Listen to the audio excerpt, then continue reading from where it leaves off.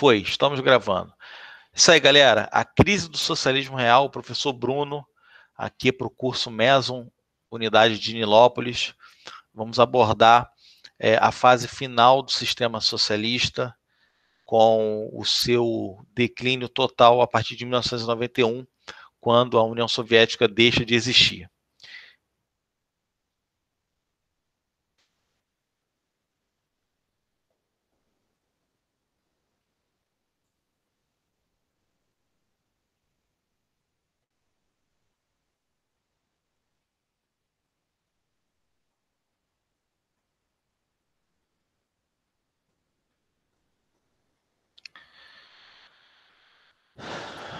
Bom, galera, então vamos lá. Só para a gente fazer aqui uma recapitulação básica, para a gente poder entender esse conceito novamente. O socialismo é uma doutrina socioeconômica que tem por principal característica a crítica ao sistema capitalista. Então, ele surge com os pensamentos ali de Karl Marx e Engels no final do século XIX, e o primeiro país que vai aplicar essas ideias marxistas é exatamente a Rússia, que em 1922 passa a ser chamada de União Soviética.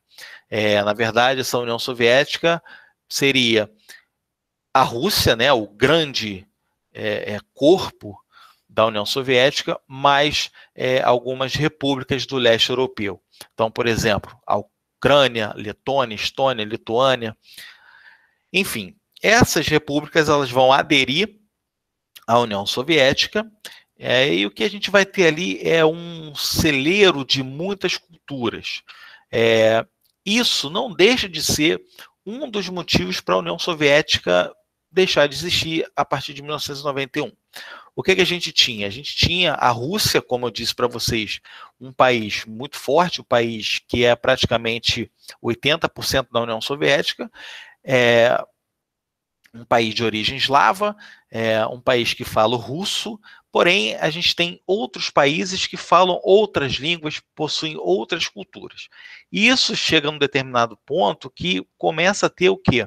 Várias situações problemáticas envolvendo a Rússia e outros países da União Soviética. Então, o fato de termos um país, uma União Soviética com culturas diversas, não deixa de ser uma das causas para o fim desse Estado, ok? A União Soviética ela é formada em 1922, como eu disse para vocês, sob as mãos do Vladimir Lenin, e em 1924 o Lenin morre e esse controle da União Soviética passa para um georgiano chamado Joseph Stalin. Então, Stalin ele vai controlar a União Soviética com um punho de ferro. A gente vai ter ali um período de muita ditadura stalinista, que nós também temos um grande desenvolvimento tecnológico através dos planos quinquenais. A indústria bélica soviética ela ganha um grande destaque, a indústria de base também é bem importante, a agricultura soviética, enfim. Então a gente tem um período stalinista de muita repressão na sociedade, com muitas proibições, mas a gente também tem um processo de muito aumento econômico devido ao tipo de política que o Stalin fazia. Tá? O Stalin ele vai governar de 1924 até 1953. Dentro desse período, a gente tem também a formação de outros países se transformando em socialismo. No caso, a China, em 1949, através do Mao Tse-tung. Após a morte do Stalin, a gente entra numa fase que a gente chama de coexistência pacífica. Essa fase ela vai ser liderada pelo secretário-geral do Partido Comunista, o Nikita Khrushchev. E é um processo que a gente chama também de desestalinização. Isso porque o Khrushchev ele começa a delatar os crimes cometidos pelo governo stalinista. As prisões sumárias, as condenações à morte de forma sumária, os expurgos, o exílio, enfim. O Khrushchev, então, ele começa a ter uma fase de mais preocupação com o social. Então, ele começa a dizer que o Stalin não é tão mito como se apresentava, né, como a política stalinista fazia aparecer. Então, o Khrushchev, que era muitas das vezes menosprezado pelo próprio Stalin, ele vai ganhar esse processo de eleição e vai se tornar o presidente da União Soviética, o secretário do Partido Comunista, e aí a nomenclatura fica à vontade. Uns falam presidente, outros falam secretário-geral do Partido Comunista, enfim.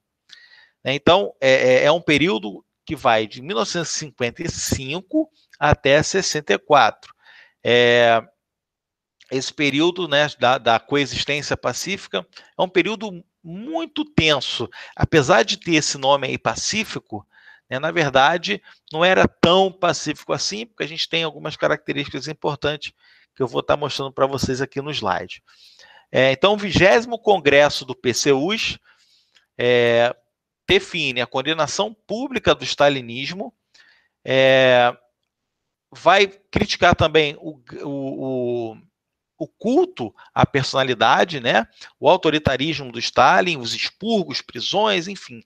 Então, é uma fase, né, como eu disse para vocês, é uma fase de desestalinização. O Khrushchev, ele vai tentar limpar da memória dos soviéticos o mito Stalin, ok? Então, vamos prosseguir aqui. Disputas restritas ao campo econômico, ênfase em bens de consumo, maior liberdade política, ou seja, uma coisa relativa, tá? Por exemplo, o que nessa questão aí de bens de consumo é valorizada? Você tem ali as indústrias automobilísticas, né, inclusive depois da Revolução Cubana, em 59, a gente tem muitas indústrias, né, sendo exportadas, né, vamos dizer assim, produtos dessas indústrias, né, vão ser exportados para outros países socialistas. Por exemplo, a indústria automobilística é uma indústria muito valorizada na política do Khrushchev. Então, por exemplo, Cuba vai comprar automóveis soviéticos, inclusive até hoje, né, como Cuba ainda vive o embargo econômico dos países capitalistas, então grande parte dos automóveis que Cuba utiliza são automóveis soviéticos, automóveis antigos. A impressão que se dá quando a gente vai a Cuba é que a gente voltou no tempo, que a gente está lá na década de 60, né, uma coisa bucólica, uma coisa, né, quase que romântica.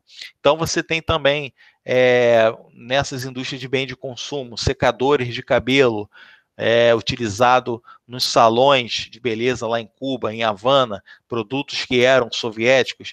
Então a gente tem uma grande exportação de produtos da indústria soviética no período do Khrushchev, principalmente para Cuba. Galera, começam a acontecer também alguns países alinhados com a União Soviética, como é o caso da Hungria, como é o caso da Polônia, da Tchecoslováquia, né? Esses países eles vão começar também a questionar o jeito de fazer o socialismo da União Soviética. Então, o primeiro grande caso a ser sinalizado é exatamente a insurreição húngara ou a Revolução Húngara. A Hungria, vamos falar aqui rapidamente aqui um pouquinho da história da Hungria. A Hungria foi um país que, durante a Segunda Guerra Mundial, ela luta ao lado dos nazistas. Tá? E ali por volta de 44, a União Soviética ela começa a invadir a Hungria para acabar com o fascismo naquela região. O governo húngaro, sabendo que não teria como vencer os soviéticos, começam a propor uma série de medidas de rendição. Então, a Hungria, ainda em 44, um pouquinho antes da guerra terminar, ela gradativamente ela vai passando para o lado dos aliados, para o lado da União Soviética, para o lado da França, da Inglaterra, dos Estados Unidos. Então, depois que termina a Segunda Guerra Mundial, com a vitória dos aliados, a Hungria ela vai, através da nossa conferência de alta, conferência de Potsdam também, a Hungria ela vai ser relacionada ao leste europeu. Tá? Então, automaticamente, pela Guerra Fria, se ela está no leste europeu, automaticamente ela vai sofrer influência dos soviéticos. Tá? E o que vai acontecer? No final da Segunda Guerra Mundial, galera, a União Soviética era governada pelo Stalin. Então, existia um socialismo muito rígido, né, uma ditadura de esquerda muito forte, né, um governo muito centralizado em relação a Moscou. Então, a Hungria ela tem que se acostumar nessa nova política, e isso vai acabar causando uma insatisfação em certos grupos da Hungria. Então surge a figura desse cara aí, do Imre Nagy, e o Imre Nagy, ele é um ministro, né, ele é uma espécie de presidente da Hungria, ele vai começar a questionar esse socialismo mais rígido, esse socialismo mais forte, que limita a democracia. E aí o que vai acontecer? Ele vai ter muitos simpatizantes, né, pessoas que vão questionar também essa supremacia soviética, e aí a gente tem uma revolta, né, uma revolução, onde a principal questão é que o socialismo científico do Marx, ele tinha uma grande diferença do socialismo real da União Soviética, porque não havia no conceito marxista, né, um governo autoritário, né, um governo extremo, vamos dizer assim. Então, a União Soviética ela imprime um socialismo extremado, com muita ditadura. E aí o povo se revolta, o Imre Nagy é o grande expoente dessa revolução, e o que fazer, o que a União Soviética vai fazer para acabar com essa insurreição? Simples, vai mandar as tropas do Pacto de Varsóvia para aquele país, para Budapeste, que é a capital da Hungria. E aí esse Pacto de Varsóvia, ele vai, os tanques, inclusive na imagem a gente consegue ver, os tanques do Pacto de Varsóvia, eles entram na Hungria e conseguem controlar essa situação. O Imre Nagy, ele vai ser deposto do cargo, né? Além do Nagy querer ter um socialismo mais democrático, ele é totalmente contra a permanência da Hungria no bloco soviético. Né? Então, ele vai ser deposto também por conta disso.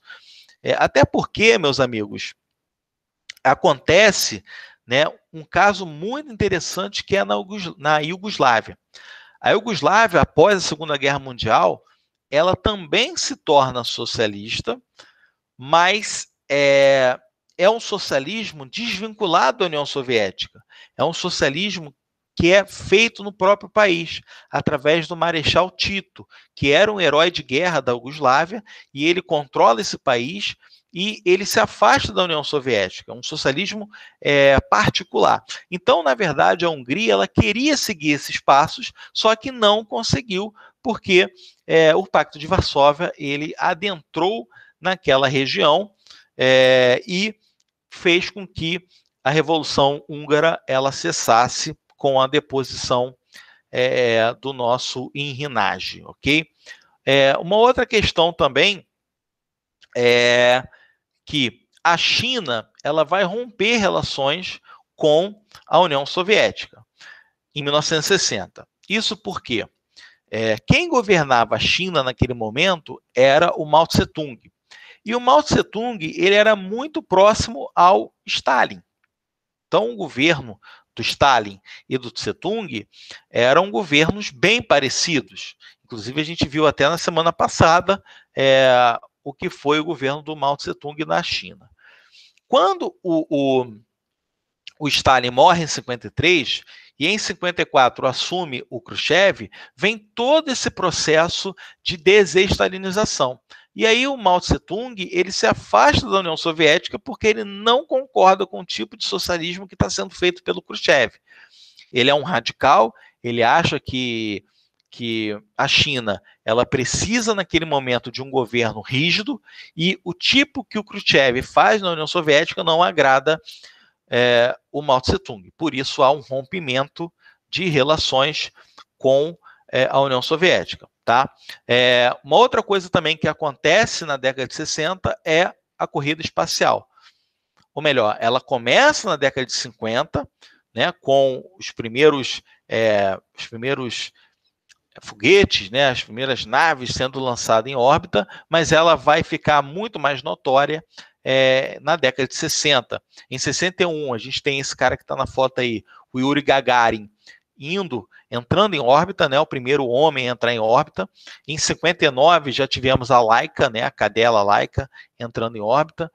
E 61, Yuri Gagarin. E em 69, o Neil Armstrong, que teria chegado à Lua, né?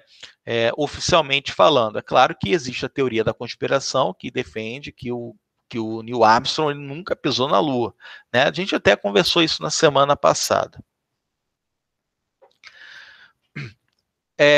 Um outro episódio bem interessante é a construção do Muro de Berlim em 61. Já em 44, na Conferência de Yalta, ficou mais ou menos decidido que a Alemanha seria dividida em dois lados, né, em duas influências, a influência capitalista e a influência socialista, né, só que não havia uma separação geográfica construída pelo homem. O que haveria era uma separação visual entre a Alemanha Oriental e a Alemanha Ocidental. A Alemanha Oriental socialista e a Alemanha Ocidental capitalista. A República Democrática da Alemanha, o lado socialista, e a República Federal da Alemanha, que é o lado capitalista. Essa separação era no visual, tá? E o que vai acontecer entre os anos de 45 e os anos de 61? Muita migração do lado oriental para o lado ocidental. Então, as pessoas elas vão se deixar levar pela propaganda do lado capitalista e essas pessoas vão para o lado capitalista. Claro, obviamente, galera, que existiam grupos de pessoas que saíam do lado capitalista para ir para o lado socialista. Havia isso também, só que o lado socialista, que é o lado onde tem um governo autoritário, vai construir exatamente esse muro para não permitir mais a saída dos compatriotas e nem a chegada dos ocidentais. Por que isso acontece? Vamos deixar claro. O lado capitalista tem toda uma propaganda que atrai as pessoas. Só que havia também o medo dos capitalistas migrarem para o lado socialista, porque eles poderiam fazer campanha pró-capitalismo dentro do lado socialista. Então, por isso que esse muro ele vai ser construído em um tempo recorde, no ano de 61. Né? É um muro que vai dividir a capital Berlim, né? E automaticamente, ao dividir a capital Berlim, ela também divide toda a Alemanha. E aí, né, o lado ocidental, né, Berlim Ocidental, lado capitalista, e Berlim Oriental, o lado socialista. Só uma questão também bem peculiar e importante. No lado capitalista, a capital continua sendo Berlim. Tá? No lado socialista, a capital passa a ser a cidade de Bonn. Ok? Então, Berlim Oriental deixa de ser a capital, dando lugar à cidade de Bonn.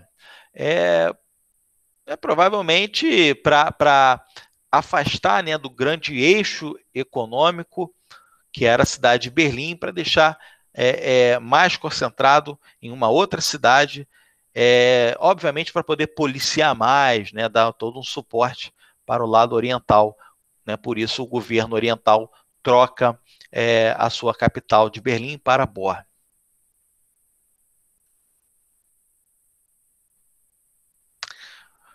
Bom, o episódio, galera, mais tenso da Guerra Fria, né, sem dúvida nenhuma, é a crise dos mísseis em outubro de 62. Vamos lá. Estados Unidos e União Soviética já possuíam, na década de 60, a bomba atômica.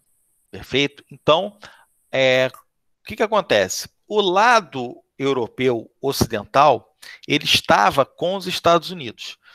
Então, a Turquia e a Grécia eram países que tinham a influência capitalista. E os Estados Unidos, então, fez algumas bases militares nesses países,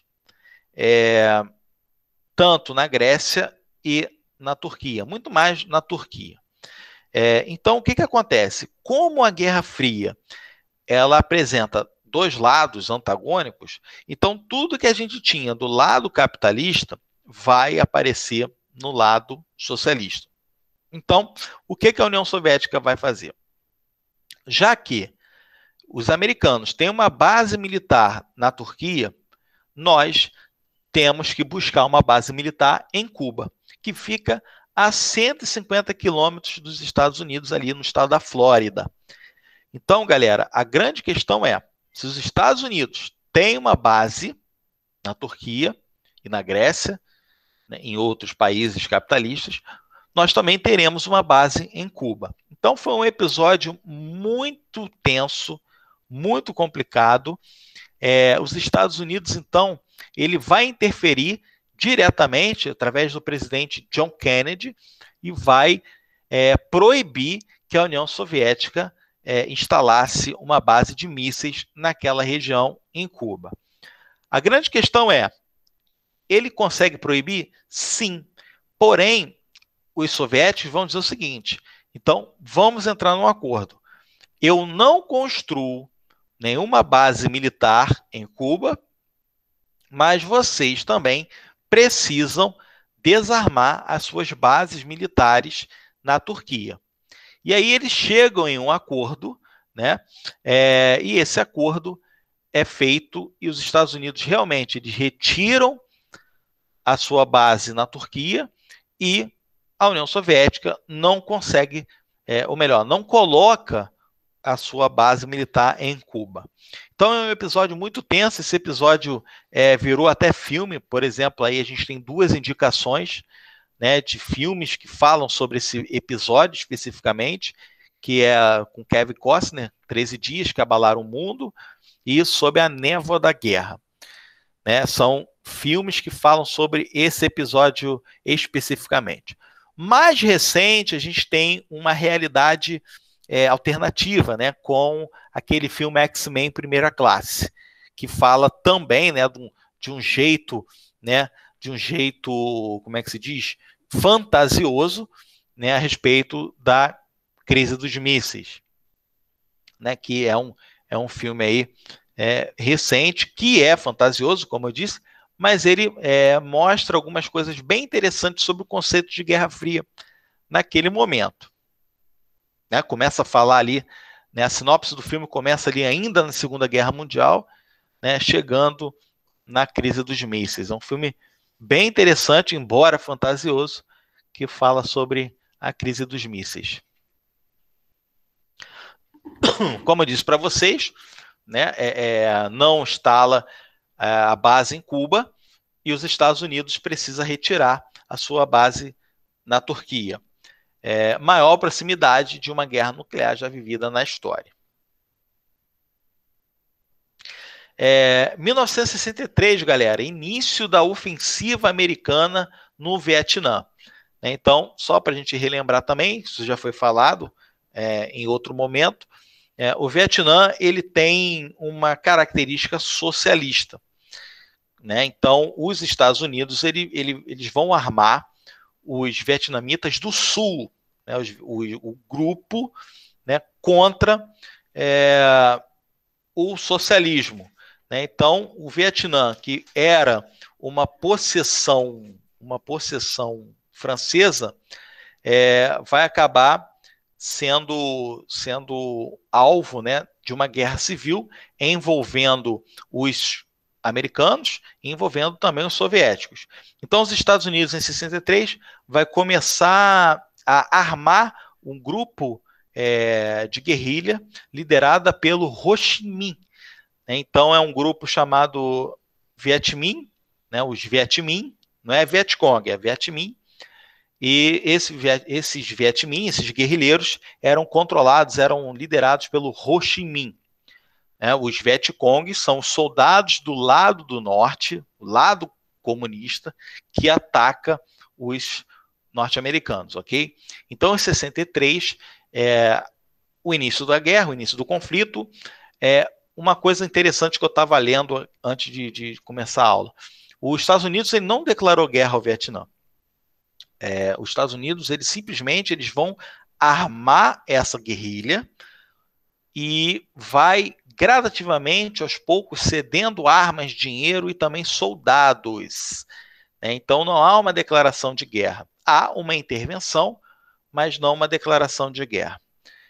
Em 63, Tratado de Moscou, limitação de testes nucleares a céu aberto. Então, por exemplo, os soviéticos testavam, né, suas bombas, e os Estados Unidos também faziam o teste das suas bombas. Galera, détente ou de extensão, vai de 68 até 79. É um processo que vai minando o socialismo, né? É uma fase em que o socialismo ele não vai conseguir, né, se estruturar novamente. Então, depois do Stalin, a União Soviética ela não consegue mais se manter com uma grande força, né? A sua indústria ela decai muito, a agricultura decai muito.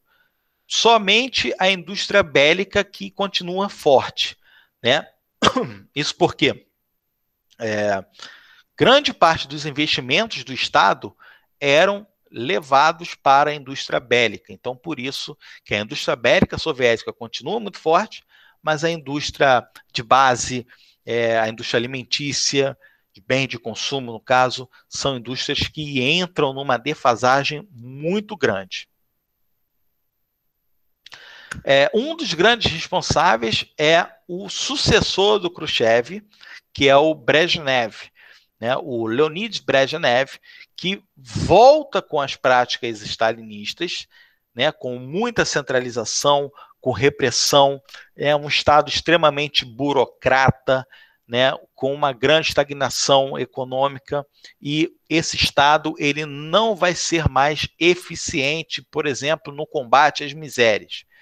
Então, quando a gente fala, por exemplo, em burocratização, a gente passa a dizer o seguinte, que membros do Partido Comunista Soviético passaram a ser uma elite social. Então, num processo totalmente antagônico do que o Marx propôs no Manifesto Comunista, né? No livro Manifesto do Partido Comunista. Então, uma sociedade que não era para ter classes, uma sociedade onde o Estado ele é o gestor total, isso acaba não acontecendo. Então, a gente tem um Estado burocrata, né? Um Estado elitizado, né? Pessoas tendo dificuldade de comprar alimentos, tendo dificuldade de comprar calçados. Aí na União Soviética a gente passa a ter um câmbio negro muito grande, né? Por exemplo, para você comprar um sapato, você tinha que entrar em filas gigantescas, a não ser que você comprasse no câmbio negro, pessoas vendendo, né? Como se fosse tráfico mesmo. Né, comprava mais caro, mas era atendido mais rapidamente. Né, eu estou usando o exemplo do sapato porque, sim, existia isso. Né, se você procurar na internet, você vai ver lá que várias filas eram formadas para comprar sapato, para comprar agasalho. Né, e muitas das vezes as pessoas não entravam na fila e não conseguiam. Por quê? Porque o Estado passou a ser ineficiente. E isso, galera, vai dando brecha para quê? Para ideias contrárias tomarem corpo na União Soviética. Depois do Brezhnev, teve um ministro chamado Andropov, que também vai manter essas práticas stalinistas, né, essas práticas de repressão. E, como eu disse, com problemas estruturais, problemas conjunturais na União Soviética, vai levar o próprio colapso lá no início dos anos 90 do século XX. Bom, outro problema em relação ao mundo socialista, né, ao mundo liderado pela União Soviética, vai ser a Primavera de Praga. A Primavera de Praga acontece em 1968, um ano muito conturbado. O ano de 1968 é um ano que nunca acabou, né, como eles dizem. Vai acontecer a Primavera de Praga, vai acontecer o Maio francês, vai acontecer os festivais de música aqui no Brasil, da TV Record, vai acontecer também o Festival de Woodstock. Enfim, é um ano muito emblemático da resistência aos regimes ditatoriais, tanto aqui no Brasil, né, inclusive a aula de hoje à tarde, a continuação de regime civil-militar, vocês estão convidados, quanto no mundo inteiro, né? Então, a Primavera de Praga, ela assim como a insurreição húngara, ela acontece exigindo reformas liberais. Então, a gente tem na Tchecoslováquia um gestor, né, que é o nosso Alexander Dubček, e o Dubček ele vai propor, para salvar esse socialismo decadente, né, esse socialismo burocrático, ele vai propor algumas reformas liberais. Por exemplo, maior liberdade de imprensa, direitos individuais de ir e vir sendo respeitado, autonomia para os produtores agrícolas, a entrada controlada de capital estrangeiro, né? Então, isso tudo vai ser uma proposta da Primavera de Praga. Da revolta, né, do Alexander Dubček, e esse cara ele tem o apoio popular, né, é um político bem interessante, né, a galera gosta muito dele, só que, mais uma vez, em 68, como é um ano aí que nunca acabou, né, as tropas do Pacto de Varsóvia, sob o comando lá do Brezhnev, Leonid Brezhnev, vão entrar em Praga, né, na capital da Tchecoslováquia. A estação do ano, obviamente, é a primavera, e as tropas do Pacto de Varsóvia entram atirando, matando várias pessoas, enfim, né, um verdadeiro caos. Curiosamente, lá em 1989, o Dubček ele volta para a política e ele vai conseguir, né, fazer uma espécie de manifesto, né, ele vai ser o orador dessa nova política da Tchecoslováquia, até que o Václav Havel vai ser eleito democraticamente presidente da Tchecoslováquia. E em 1991, a Tchecoslováquia ela se separa, né, ela se torna a República da Eslováquia e a República Tcheca. Então, fato também interessante, que foi a Revolução de Veludo. Ah, Bruno, por que Veludo? Porque, segundo os historiadores, Veludo, porque a transição do socialismo para o capitalismo foi uma transição pacífica, foi uma transição via eleitoral, foi uma transição bem democrática. Por isso, Veludo, tá ok? Outra coisa que a gente não pode esquecer, um detalhezinho bem bacana. O Pacto de Varsóvia é a aliança militar do leste, assim como a OTAN. Mas, galera, o Pacto de Varsóvia ele nunca foi utilizado para atacar o inimigo. O Pacto de Varsóvia ele sempre foi utilizado para atacar os países socialistas. Portanto, ele sempre cuidou de guerras civis, não guerras entre inimigos. Bem interessante. Ele foi criado num propósito, mas ele acabou atuando em outro propósito. Eurocomunismo, partidos comunistas da Europa Ocidental rompem com práticas soviéticas. por exemplo, você tem ali a Iugoslávia, que eu disse para vocês. A Iugoslávia é um país socialista, né? É um país que tem vários estados, né? Tem a Macedônia, tem... meu Deus do céu, agora faltou os nomes. Fica ali na Península Balcânica. A própria Grécia, né? Só que a Grécia era fora da Iugoslávia, era um país que manteve a sua unidade. Mas, enfim, eram regiões da Península Balcânica que eram controladas pela Iugoslávia. Assim como a União Soviética controlava 15 estados, a Iugoslávia ela controlava os seus próprios estados, né? Por exemplo, acabei de lembrar agora de mais alguns. A Sérvia, Montenegro, né, a Macedônia. Então, eram regiões que formavam a Iugoslávia com socialismo independente da União Soviética, liderada pelo Marechal Josip Broz Tito, um herói de guerra. Ele vai conseguir expulsar os fascistas do seu território, e esse cara vai ser colocado como um herói lá para os iugoslavos. Em 91 também a Iugoslávia ela sofre um processo de cisão, né?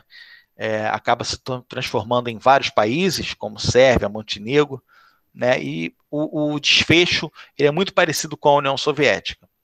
Isso porque o Tito morre e os sucessores do Tito ele não conseguem manter essa unidade, exatamente por serem estados com etnias muito diferentes. O Tito ele conseguiu manter a Iugoslávia porque ele era carismático e ele permitia democracia, certa democracia nos estados. Por exemplo, ele permitia que os estados escolhessem o seu presidente, coisa que a União Soviética não permitia. Então ele tinha uma simpatia popular porque ele era um herói de guerra. Quando ele morre, os sucessores não têm esse vínculo todo, as disparidades regionais começam a surgir, a cultura diferenciada ela começa a surgir e a Iugoslávia ela também vai se dissolver lá em 91.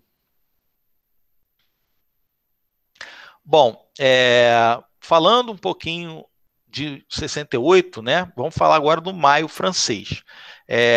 Esse Maio Francês ele é um movimento bem intelectualizado, porque são estudantes franceses que pedem reformas no ensino, né, na educação, maior liberdade, por exemplo, gente, essa liberdade é em todos os sentidos, né? Liberdade de amar, liberdade de usar determinados tipos de drogas, a libertação feminina, né? Você tem também um movimento feminista muito forte dentro do Maio Francês, enfim, acabar com o conservadorismo em geral. Os trabalhadores, eles também vão aderir a esse movimento estudantil, porque eles vão aproveitar e vão fazer greve, né? Exigindo melhores salários, melhores condições. E para fechar esse movimento, as tropas francesas elas vão sufocar esse movimento, e, né, porque existia um medo ali muito grande de por detrás desses movimentos ter viés socialistas, né? Então, o grande medo dos franceses, do governo francês, é que a França se torne, né, um país socialista. Por isso, a repressão ela é firme. O movimento francês inspira manifestações nos Estados Unidos, como, por exemplo, o movimento hippie, né, o Festival da Música de Woodstock, movimentos contra a Guerra do Vietnã. Você tem também ali o processo de pacificação. 68 também é a luta do movimento negro nos Estados Unidos. Você tem ali o Luther King, né, pregando a paz, pregando o amor entre as raças, e você tem também o Malcolm X pregando a resistência armada, né? E também os movimentos aqui no Brasil contra a ditadura militar, né? Você tem ali o ano de 68, um ano muito emblemático nesse sentido. Como eu disse, aqui no Brasil a gente tem os festivais da música, os cantores são proibidos de cantar suas músicas na televisão, os cantores, alguns são exilados, né, são expulsos do Brasil e uma série de coisas que acontecem em 68/69. Acordo SALT I, SALT II, redução de mísseis intercontinentais e bombardeios estratégicos. Né? Então, a gente tem ali o final, né, de testes nucleares. Né? Por exemplo, os Estados Unidos faziam testes nucleares no Havaí, quer dizer, na Ásia, né? Em outro continente. Então, pelo acordo SALT I, SALT II, isso não poderia mais acontecer. Aí, galera, nos Estados Unidos, em 72, temos, por exemplo, o caso, né, de Watergate. Em 1972, o Richard Nixon ele é reeleito presidente dos Estados Unidos, tá? E em 74 estoura um escândalo chamado Watergate. Que foi esse escândalo de Watergate? O Nixon ele foi acusado de colocar escutas no partido adversário. O Nixon ele era um republicano, né, partido republicano, e segundo o escândalo, ele colocou escutas para poder saber o que os seus opositores estavam planejando nas eleições. Isso não foi provado que o Nixon teve a ver, né, mas o Nixon ele renunciou em 1974, 2 anos depois de ser reeleito, para tentar limpar a sua barra, né? O Nixon ele ficou muito tempo sem dar entrevista, ele ficou isolado, sem dar entrevista, sem falar com ninguém, até que tempos depois ele concedeu uma entrevista para um jornalista em inglês, né, uma entrevista muito importante naquela época. Ele explica, né, mas não explica sobre o caso Watergate. Inclusive, meus amigos, até tem um filme sobre essa entrevista. Esse filme chama-se Frost versus Nixon, concorreu a Oscar e tudo. Em 73, está decretado, os Estados Unidos perdem a guerra, né, no ponto de vista moral, né, perdem a guerra porque eles não conseguem impor o governo para os vietnamitas, né, você tem ali os Vietcongos atacando de surpresa os americanos, fazendo táticas de emboscada, guerrilha, e os Estados Unidos oficialmente saem da guerra. O Nixon, ele que começa a retirar os jovens soldados americanos da guerra do Vietnã. E em 79, a União Soviética faz a mesma coisa que os Estados Unidos fez com o Vietnã, só que a União Soviética vai invadir o Afeganistão, que era uma região que tinha o apoio dos Estados Unidos. Inclusive, em 79, um dos grandes expoentes da guerrilha afegã é o Osama Bin Laden. Então, o Osama Bin Laden ele recebeu dinheiro, ele recebeu treinamento e armas dos Estados Unidos para poder combater a União Soviética. A União Soviética ela também perde a batalha do Afeganistão, assim como os Estados Unidos perdeu o Vietnã. Então, bem curioso, né?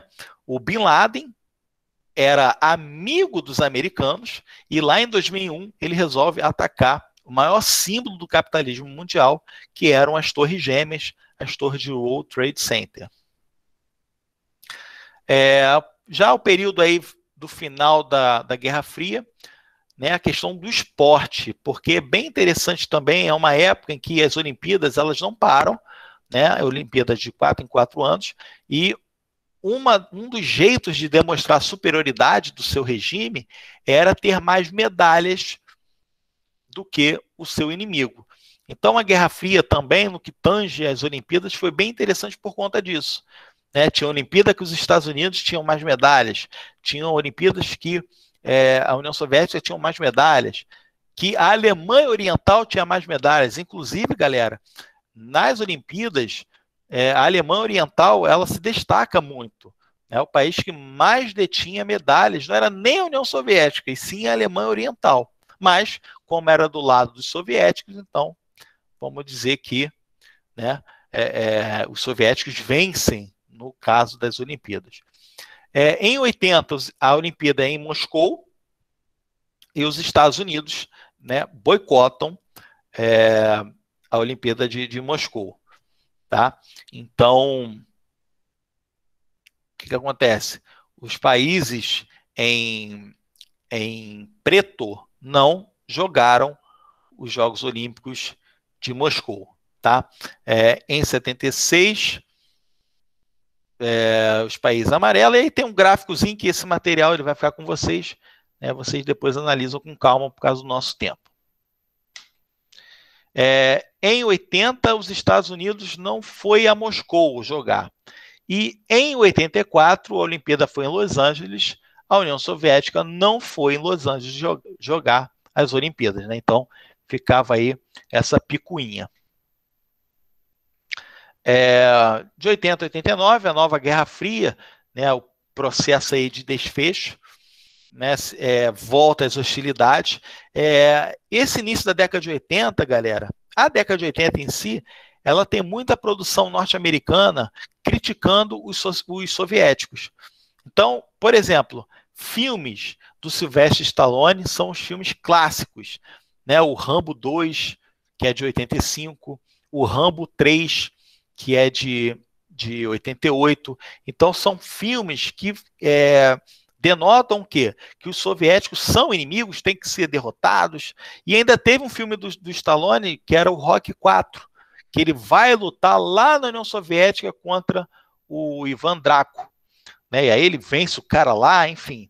Né? Era mais uma ideia de propaganda negativa do socialismo e propaganda positiva do capitalismo. Isso porque mostra, né, o lutador soviético tomando bomba, né? Então eles fazem, né, um jeito de parecer que os caras eram vilões mesmo. Governo de Ronald Reagan, 81 a 89.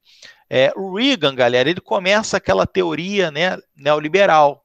Ele pega essa teoria da Thatcher, primeira-ministra inglesa, e ele acopla na realidade dos Estados Unidos. Então, a gente tem o início da teoria neoliberal, a não intervenção do Estado na economia, mais as privatizações. Então, o que difere o neoliberalismo para o liberalismo?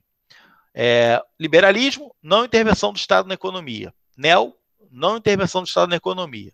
Porém, no neo, você ainda tem a privatização. Então, as poucas empresas que pertencem a um governo são privatizadas, né? Vamos dizer assim. Nova corrida armamentista e, mais uma vez, os Estados Unidos manda dinheiro, soldados, armas para Nicarágua, porque na Nicarágua estava havendo uma revolução de caráter esquerdista, que era liderada pelo Augusto César Sandino, que é chamada, né, a Revolução Sandinista na Nicarágua. Né, os sandinos, que eram de esquerda, têm que lutar com as tropas de direita com o apoio dos Estados Unidos. Mais uma intervenção norte-americana, dessa vez na ilha de Granada, que fica na América Central, chamada de Operação Fúria Urgente. Você tem ali a queda, né, do governo, né, daquela região ali da América Central, do Caribe, né, e um novo projeto de guerra nas estrelas, né, um novo projeto aí de expansão dos determinados regimes, tanto do capitalismo quanto do socialismo. E aí, em 77, né, essa ideia de Guerra nas Estrelas começa efetivamente em 77, com o filme Star Wars. Então, aquele novo universo de uma democracia lutando contra o império. Esse império seria a União Soviética, né? Enfim, então uma ideia também ali de fazer propaganda em relação ao cinema. Bom, período final vai ser com Gorbachev, entre 85 e 91. O Gorbachev, ele quer salvar o socialismo, ele não quer que a União Soviética se transforme num Estado capitalista. Então, para ele reformular o socialismo, ele precisa de algumas medidas. Primeira, ele cria a perestroika, que é a reestruturação econômica da União Soviética. Então, preste atenção, medidas bem interessantes. Na perestroika, teríamos a abertura de empresas estrangeiras. Galera, bem interessante que ali nessa conjuntura, chega na União Soviética um dos maiores símbolos dos Estados Unidos, que é o McDonald's. Então, o McDonald's chega na União Soviética ali nos anos 80 e formam-se filas e filas e filas para poder comprar o famoso hambúrguer do McDonald's. Então, bem interessante. A propriedade privada ela seria limitada, mas aconteceria de forma gradual. A perestroika ela ia fazer com que o patrocínio às indústrias bélicas fossem reduzidos gradativamente.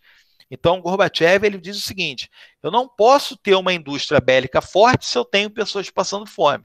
Então, eu vou tirar recursos da indústria bélica e vou injetar na indústria alimentícia, na indústria de bem de consumo, na geração de empregos e por aí vai. Outro detalhe, redução do apoio financeiro aos países do bloco.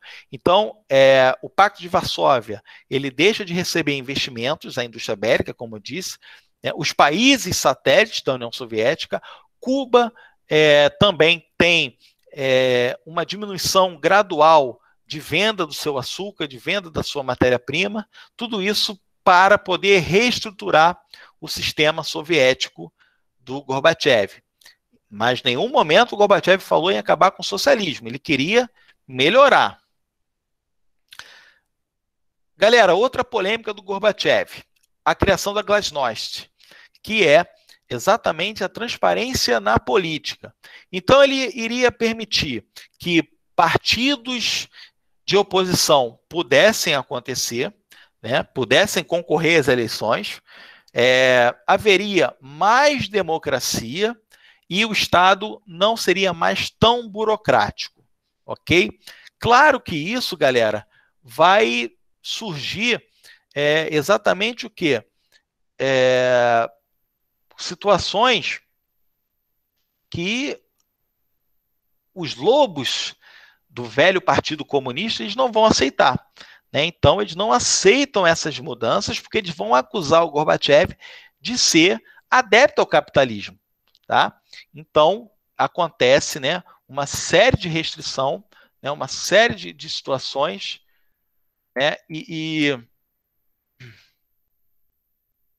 acaba tendo uma crise em relação a isso.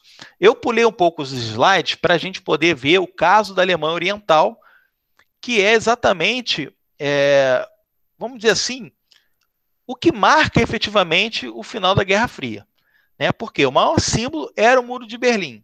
E em 89, esse Muro de Berlim, ele simplesmente ele cai. Então, na década de 80, perdão, em 73, a Alemanha Oriental ela é aceita na ONU. Na década de 80, as alemãs acabam se unindo. Isso porque quando cria o Muro de Berlim, meus amigos, famílias são separadas. Então, tios, avós, pais, filhos são separados pelo muro. Não dá mais para as pessoas ficarem passando de um lado para o outro. Então, há uma grande comoção popular dessa Alemanha voltar a ser unida. E outra, o lado capitalista ele vinha num processo de desenvolvimento maior do que o lado socialista. Em 89, depois de muitas pressões, de muitas atuações do Pacto de Varsóvia, de muita retaliação do governo, porém, muitas medidas populares exigindo a democracia, o Erich Honecker ele vai renunciar. Ele vai renunciar e aí, automaticamente, a Alemanha Oriental ela passa por um processo de união novamente. Tá ok? Então, Em 89, o muro cai, né, a transição passa a ser livre, e em 1990, em outubro de 90, está oficializada a reunificação da Alemanha. Porém, vai demorar um certo tempo para o lado oriental se acostumar com o lado ocidental. Então, a Alemanha vai ter uma crise econômica, vai ter um desemprego ali básico, né, mas gradativamente, principalmente ali depois de 92, quando a União Europeia é criada, a gente tem ali a Alemanha já sendo recuperada, né, já tendo, né, uma grande força dentro do continente europeu. Aí são as imagens, né? A queda do Muro de Berlim, as pessoas cantando o hino da Alemanha unificada, frente aos portões de Brandemburgo, também um símbolo importantíssimo da Alemanha. E para a gente fechar, a gente fala aqui essa questão da Rússia, tá ok? Por causa do nosso tempo. Em 88, o Gorbachev tira as tropas soviéticas do Afeganistão. Em 91, o Pacto de Varsóvia ele tem o seu fim decretado, né? Ele não consegue mais coexistir, os investimentos são pequenos, então os próprios países que fazem parte do Pacto de Varsóvia perdem também a força da União Soviética, sentem a força da União Soviética, e aí a gente tem o fim do Pacto de Varsóvia. Em 91, galera, depois dessas medidas polêmicas da glasnost, da perestroika, o Gorbachev ele é afastado do governo, ele é conduzido a um exílio, né, vamos dizer assim, uma prisão na sua casa, né, ele fica na sua casa preso, e o Boris Yeltsin, que era o presidente da Rússia, né, temos que entender o seguinte, o presidente da Rússia e o secretário-geral da União Soviética. Cada país da União Soviética, cada país satélite, tem um presidente. A Rússia era o país mais forte da União Soviética. E aí o Boris Yeltsin vai dizer o seguinte, não, ele não pode ser afastado, ele tem que terminar o seu governo. Né? Então o Boris Yeltsin ele vai lá na casa do Gorbachev e coloca o Gorbachev novamente no poder. Porém, o que o Boris Yeltsin queria? O Boris Yeltsin fala o seguinte, você está novamente no seu poder, porém, você tem que passar a União Soviética para o capitalismo de forma gradativa. E aí o Gorbachev diz o seguinte, não, eu não vou fazer isso. Eu acredito num socialismo moderno, um socialismo novo, e eu não vou passar a União Soviética para o lado capitalista. E aí o que acontece? O Boris Yeltsin, como tem a Rússia sob o seu comando, como tem os soldados russos, como tem a população russa, ele era muito carismático. O que ele faz? Ele retira a Rússia do bloco da União Soviética.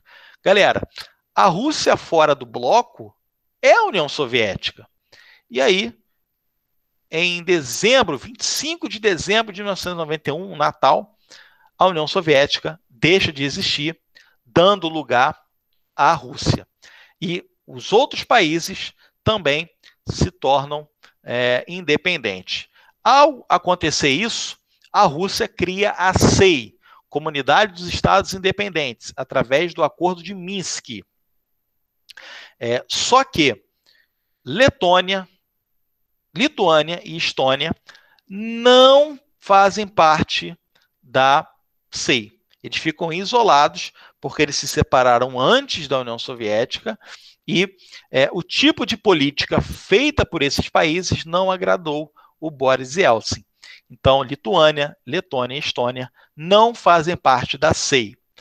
A Comunidade dos Estados Independentes tem a Rússia como o principal país, inclusive a moeda russa, o rublos, é a moeda única desse bloco. Daí a grande importância da Rússia para a Comunidade dos Estados Independentes.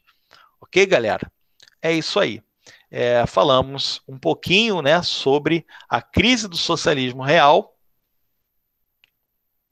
Deixa eu voltar aqui. Parar aqui de de apresentar a tela para vocês e, né, encerrar aí essa aula, né, agradecer a presença de todos vocês. Vou parar aqui de gravar para a gente poder fazer